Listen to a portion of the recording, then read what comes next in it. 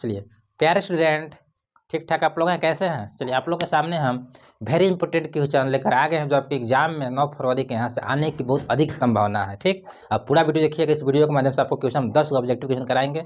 ठीक ना, पूरा हमें आशा और विश्वास है कि आपको समझ में आ जाएगा। ठीक, समझिएगा। तो हमारे यहाँ पर देखिए Zn प्लस Cu या कॉपर SO4 अभिक्रिया और दोनों आपस में मिला रहे हैं, तो ZnSO4 प्लस कॉपर का निर्माण हो रहा है। ये किस प्रकार का अभिक्रिया हो रहा है, ठीक आपको बताना है। तो यहाँ पर Zn जो है कॉपर से अधिक अभिक्रियाशील धातु है, तो क्या कॉपर का हटा के खुद या विस्थापन हो जाएगा, ठीक ना। तो एक ही को क्या हो रहा है ना, सिर्फ एक ही को हटा के बैठ रहा है लगना। देखिए कॉपर था, कॉपर का हटा के जिंक बैठ गया, बैठा ना इसके साथ, तो सिर्फ एक ही को विस्थापन हो रहा था। क्या होगा यहाँ पर? विस्थापन अभिक्रिया। जब आपस में दो को अदल बदल होता है तो उसको बोलते हैं दो विस्थापन अभिक्रिया। तो यहाँ तो सिर्फ एक हो रहा है तो एकल विस्थापन अभिक्रिया होगा, चाहे विस्थापन ही बोलते हैं। अब अगला क्वेश्चन हमको क्या क्या क्या बताना है, विरंजक चूर्ण का रासायनिक सूत्र क्या होता है, पता है? तो विरंजक चूर्ण के क्या होता है? CaOCl2। ठीक, प्लास्टर ऑफ पेरिस का क्या होता है बताइए? प्लास्टर ऑफ पेरिस का जानते हैं? प्लास्टर ऑफ पेरिस का क्या होता है बताइए? पता होगा आपको, CaSO4 इंटू हाफ H2O। ठीक, अब आप लोग बताइए जिप्सम का क्या होता है फॉर्मूला?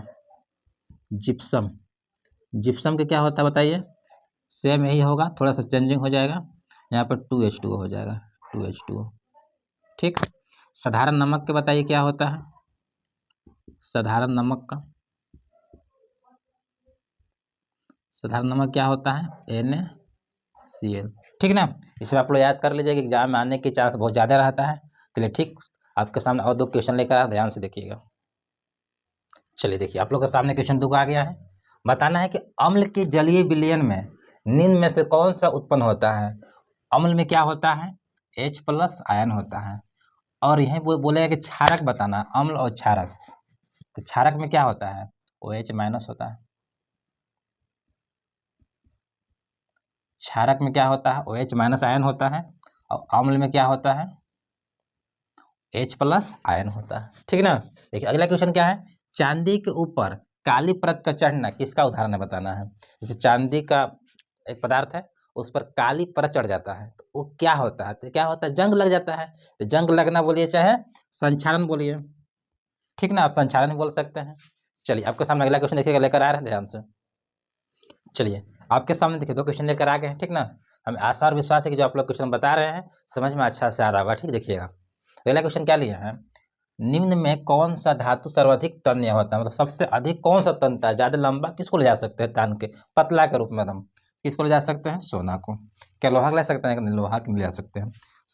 सोना से इतना इसको लंबा नहीं तान सकते हैं आप। सबसे अधिक सोना का जो पदार्थ धातु है वो सबसे अधिक तन्य होता है। ठीक ना, चलिए अगला क्वेश्चन क्या है, कार्बन की संयोजकता कितनी होती है? तो कार्बन के परमाणु संख्या कितना होता है?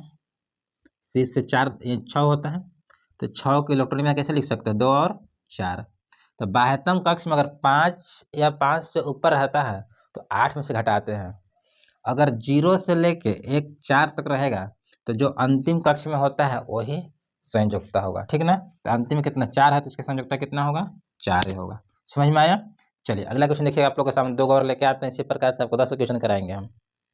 चलिए देखिए आप लोग के सामने 2 क्वेश्चन आ गया है। देखिए सामने 7 क्वेश्चन क्या है, पौधों के वायवीय भागों में जल के वाष्प के रूप में निकलना क्रिया क्या कहलाती है? पौधे के भाग से जो जल वाष्प होकर निकलता है उसको क्या कहते हैं? बताइए जल्दी से आप लोग बोलिए। पौधे के वायवीय भाग से जल के वाष्प के रूप में निकलना क्या कहलाती है? वाष्पोत्सर्जन। क्या कहते हैं? वाष्पोत्सर्जन। ठीक ना, अगला क्वेश्चन क्या है, लंबी श्रृंखला वाले कार्बोक्सिलिक अम्ल के सोडियम लवण को क्या कहते हैं? क्या बोलते हैं इसको? इसको बोलते हैं साबुन। ठीक ना, चलिए अगला क्वेश्चन आप लोग के सामने लेकर आ रहा है, ध्यान से देखिएगा। चलिए आप लोग देखिए क्वेश्चन लेकर आ गया 9 10 नंबर, देखिए ध्यान से देखिएगा, कुछ नहीं कि समझ में आ जाएगा। विषमपोषी जीव अपने उत्तरजीविता के लिए प्रत्यक्ष या अप्रत्यक्ष रूप से आश्रित रहते हैं। बताना है विषमपोषी जीव जो रहते हैं किस पर आश्रित रहते हैं? ठीक, हम लोग विषमपोषी जीव किस पर रहते हैं? तो हरे स्वपोषी पौधे पर, हम लोग पौधे पर निर्भर है कि पौधा से भोजन मिलेगा तो करेंगे, नहीं मिलेगा तो नहीं करेंगे। चलिए देखिए अगला, धातुओं को क्रियाशीलता को सही क्रम बताना है कि सबसे अधिक कौन है, फिर उससे कम, फिर उससे कम, उससे कम, मतलब क्रम बताना है, ठीक ना, सही क्रम। तो देखिए सोडियम से कम होता है मैग्नीशियम, मैग्नीशियम से कम है जिंक, और जिंक से कम है कॉपर। तो यही है एक सही क्रम, ठीक ना। धातुओं का क्रियाशीलता के सही क्रम ये वाला है डी, ठीक ना। तो चलिए, हमें आशा और विश्वास है जो क्वेश्चन आप लोग हम बताए हैं समझ में आया होगा। इसी प्रकार क्वेश्चन प्राप्त करने के लिए हमारे चैनल को सब्सक्राइब और शेयर कर देना है, ठीक। चलिए फिर आपसे नेक्स्ट वीडियो में मिलते हैं, आज के लिए थैंक्स।